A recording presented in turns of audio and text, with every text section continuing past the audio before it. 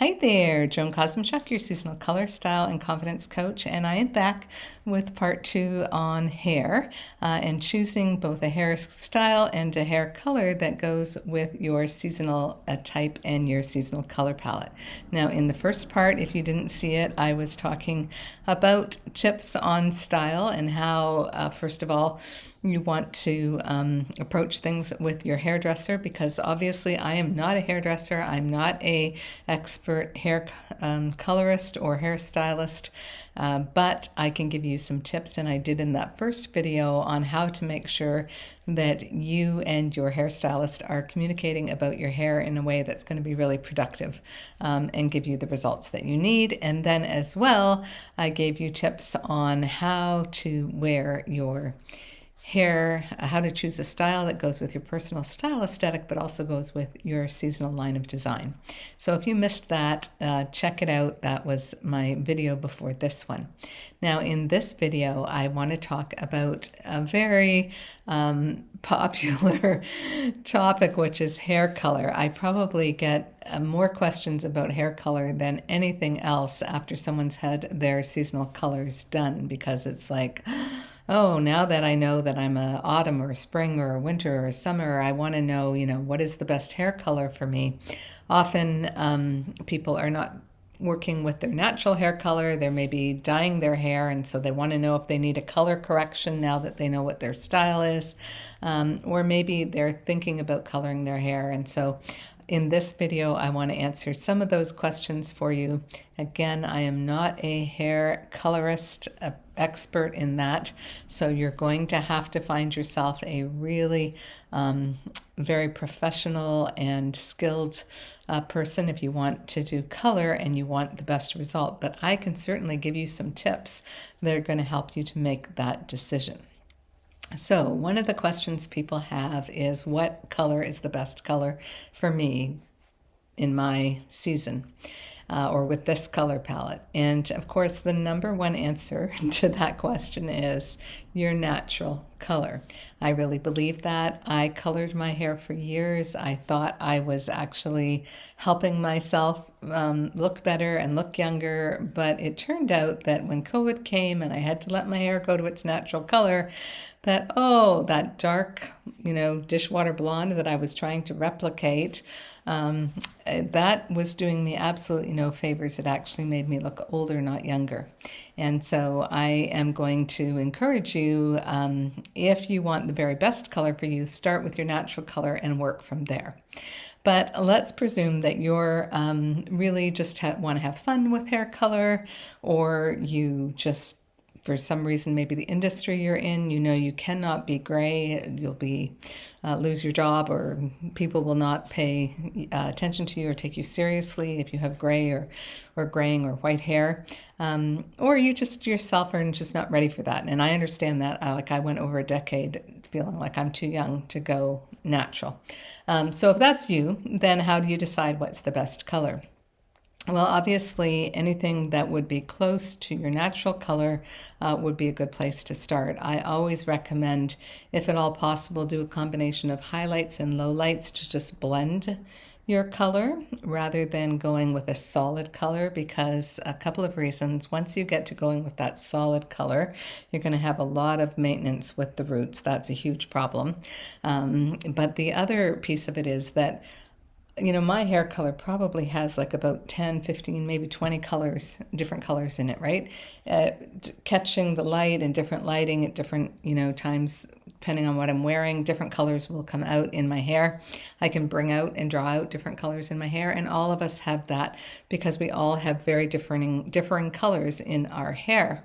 That's what makes it look so natural. So when you go with an all-over color, you're actually going to get like almost a helmet effect, because it's just one very solid color. And you'll probably notice that even, very wealthy people who color their hair all over, they add in highlights on top of that just to give a more natural look. So I would say lowlights and highlights would be a good place to start to just blend your hair.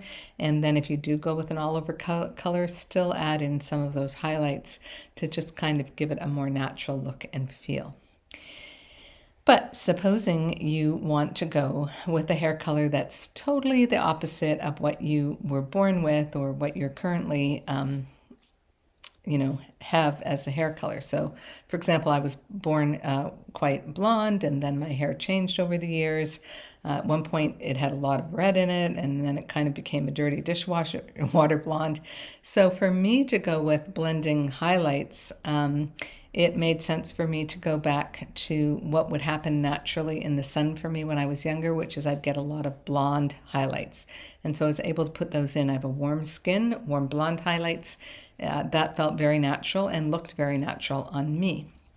But if you are going with something that is not natural to like what you were born with, then you're going to find it a little bit more of an uphill road to get that color just dialed in right for you. Supposing, for example, you're blonde like me and you suddenly decide, oh, I've always wanted to live as a brunette. I want to go jet black, or I want to go brown, or I want to go auburn. And then what I would recommend to you is, first of all, to sort of start wearing that color that you're planning to put on your hair in clothing and maybe even in a hat, and see how you feel in that color. Just wear it for like a week, that color, just solidly for a week, and see how you feel in that color. Does it really reflect you? Does it reflect your mood? Does it reflect your personality? Does it make you feel good about yourself? Does it make you feel the way you think that hair color will make you feel?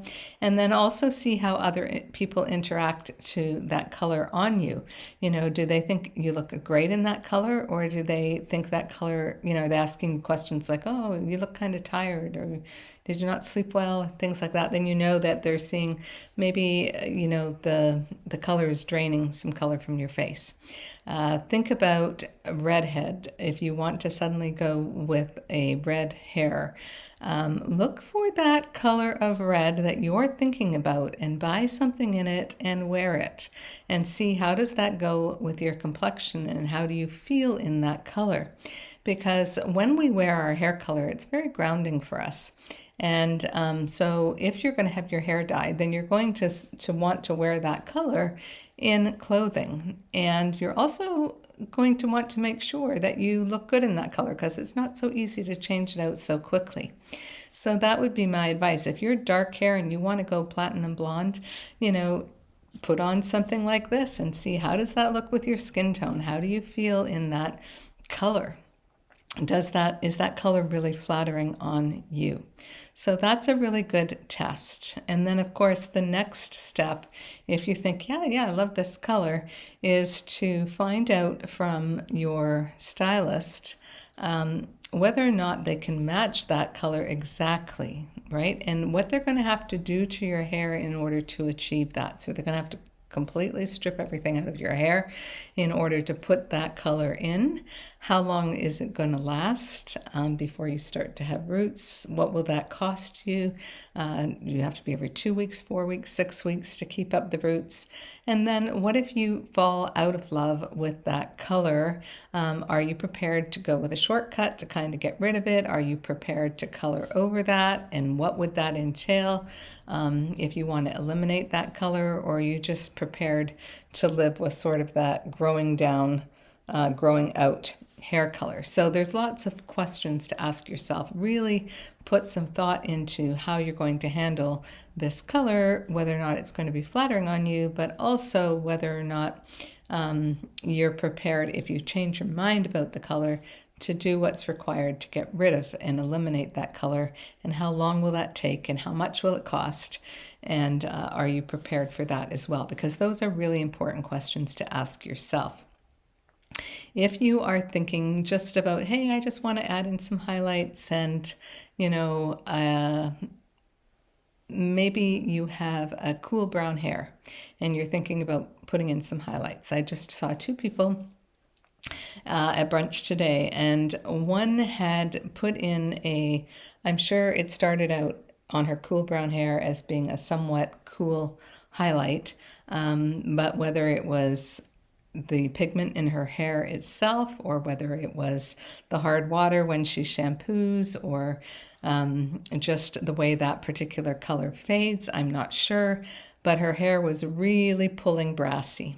Okay, so now she had this kind of cool hair with this brassy highlight, which was not particularly flattering for either her hair or her. And I know that she probably was pretty frustrated with the fact that it was pulling so brassy, right? Now, there was another woman sitting nearby, and she had dark hair as well. And she'd had highlights put in, and it was coming out much more of a taupey color, very cool in keeping with her cooler colored hair, and it looked really fabulous on her. Looked very natural. So you want to talk with your hairdresser about, maybe even the first time you go in, you just have a sample highlight done to see how does it, turn over time. Like if is it going to, the pigment going to pull brassy on you after a couple of weeks and you're not going to be happy with it? So, this is a big decision. And, if we were painting a wall in our room, we often do a test patch before we paint the whole room, right? We see it at all different kinds of light in the day to make sure we like it.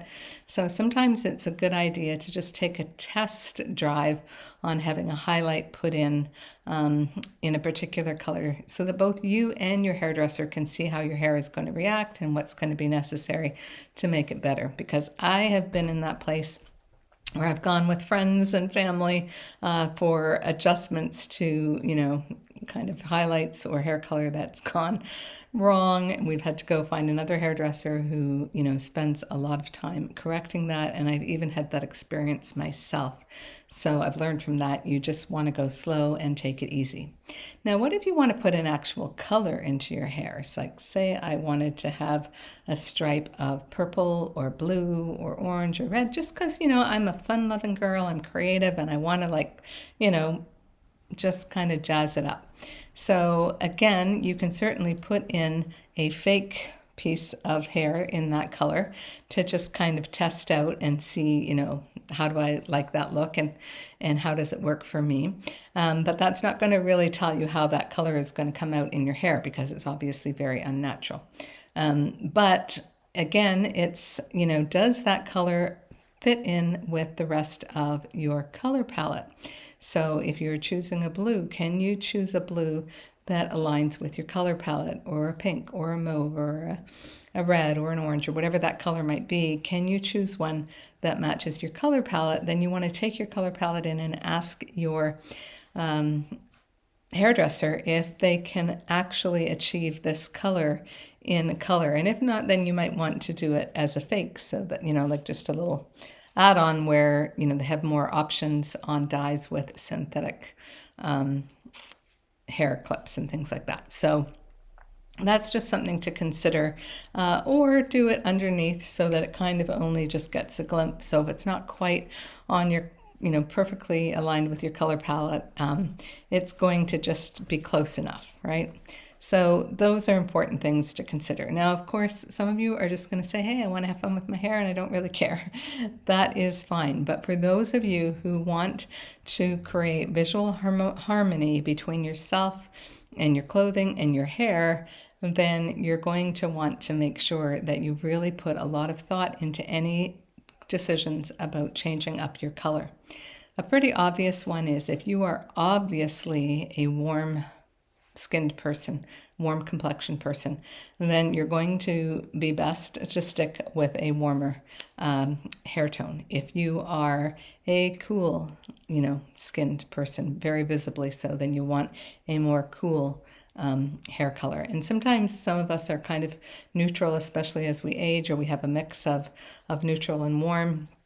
And then you're just going to have to play and see which one you really want to play up in your hair, or whether you want something that's very neutral. And that might just be your own natural hair color. So let's talk about your natural hair color for a few minutes, because I know the whole thing about just going natural, it's a big step to take. Even just growing out your hair to let that gray come out, growing out the dye, you probably want to get some assistance from a hairdresser to do what they call gray blending now. It's a very popular service, just so that you can, grow out that color line more gradually, and it's going to look a little bit more attractive as you do so.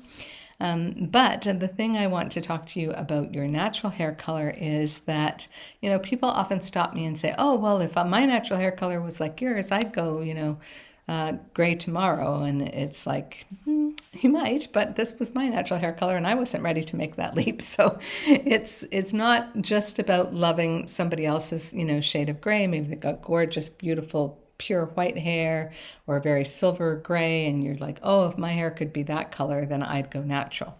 So a couple of things about that. Often the appearance of someone's gray hair has a lot to do with the treatments they're getting for their hair. So they could be using a bluing shampoo that's keeping the yellow out of the gray. They could be having special treatments at the hairdresser that kind of puts a nice high shine gloss on their hair so that making it a little, maybe look a little shinier and not so dull.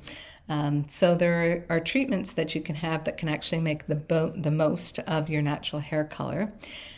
You could also just go with a little bit of that, go with what you have. So add in a little bit of silver highlights or add in a little bit of white, make a little bit more white, maybe where you have clumps of darker color and you want it to be just more blended all over. So there's ways to kind of massage the color that you have.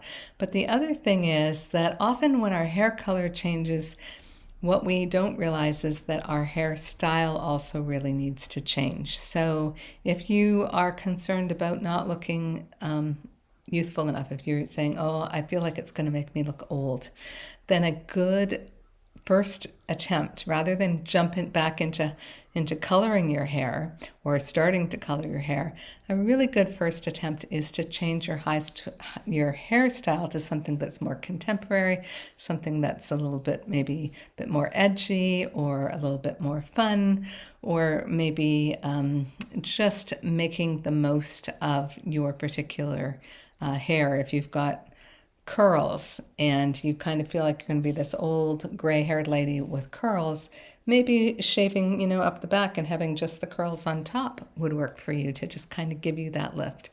So it's worth exploring with your hairdresser some alternate styles that could work for your face shape, for your body shape, for your new gray hair or white hair, as the case may be. And also, I certainly have found that when I stopped coloring my hair, how my hair responded to, style and to cut was very different. I've had to play with that quite a bit.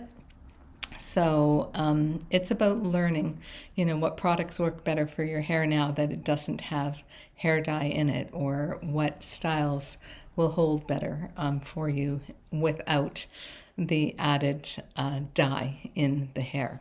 So those are just lots of things to consider. I hope I've got you thinking. Of course, you want to talk to someone who is brilliant with color, and ask around, get referrals. Maybe the person who's been doing your hair all along is not going to be the best person to see for a new color because they don't have the expertise. They're not as gifted. You really want someone who gets high marks for being able to do great color. Nowadays, so many hairdressers have, their channels on Instagram or YouTube, so you can actually check out their work and see how good they are at achieving a color that's flattering on the person. So there's lots of ways to explore and get more information. So all I'm saying is don't dive into it too quickly. Do your research, give it some thought. I hope this video has helped to get the wheels turning and get you thinking about how you can achieve a visually harmonious hairstyle and color that is going to just be perfect for how you want to express yourself to the world. Thanks for listening and have a colorful day.